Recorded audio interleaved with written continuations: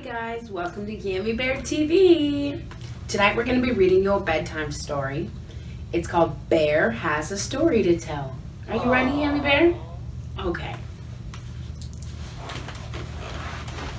Let's get comfortable. Bear Has a Story to Tell was written by Philip Steed and illustrated by Aaron Steed. It was almost winter and Bear was getting sleepy. Mouse, would you like to hear a story? Asked Bear with a yawn. I'm so sorry, Bear, said Mouse. But it is almost winter and I have many seeds to gather. Bear helped Mouse find seeds on the forest floor. When they had finished, Mouse said, "See you soon," and tunneled underground to wait for spring. Bear took slow, sleepy steps through the forest. Fallen leaves crunched under his feet. "Hello, Duck," said Bear, sitting down to rest his tired legs. "Would you like to hear a story?" "I'm sorry, Bear," said Duck, "but it's almost winter, and I'm getting ready to fly south." "I will miss you, Duck," said Bear. He raised a paw to check the direction of the wind. "I will miss you too," said Duck. And off he flew. The sun was heavy and hung low in the sky. Bear's eyelids were getting heavy too. He opened one and the other. He counted colors to stay awake.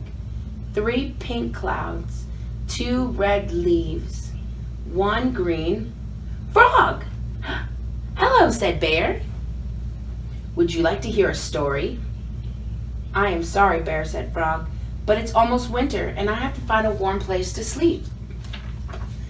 Bear dug a frog-sized hole between 2 evergreens. Then he tucked Frog in under a blanket of leaves and pine needles. "Thank you, Bear," said Frog.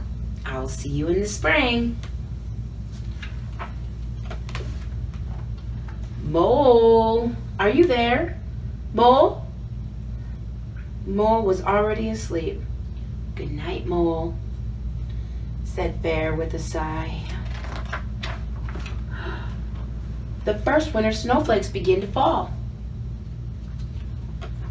Many months passed, and the sun returned. It melted the snow and woke the trees. Bear rolled out onto the green grass. "It's spring," he said.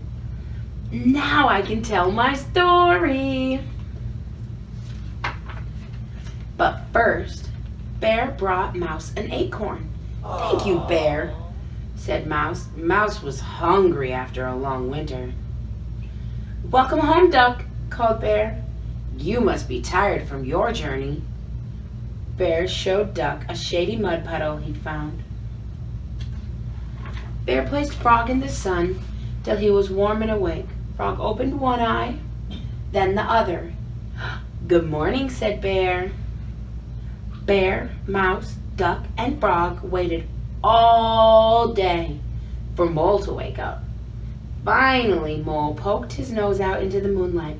"Mole," said Bear, "would you like to hear a story?" The bear gathered his friends.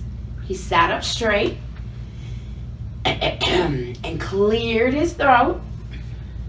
He puffed out his chest, and with all of his friends listening,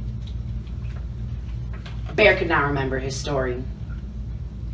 "It was such a good story," he said, hanging his head. But winter was a very long time for a bear to remember. The friends sat together for a quiet moment. Then Mouse said, "Maybe your story is about a bear." And Duck said, "Maybe your story is about the busy time just before winter." "I think there should be other characters too," suggested Frog. "Like a mole," said Mole. "And a mouse, and a duck, and a frog?" Bear sat up straight.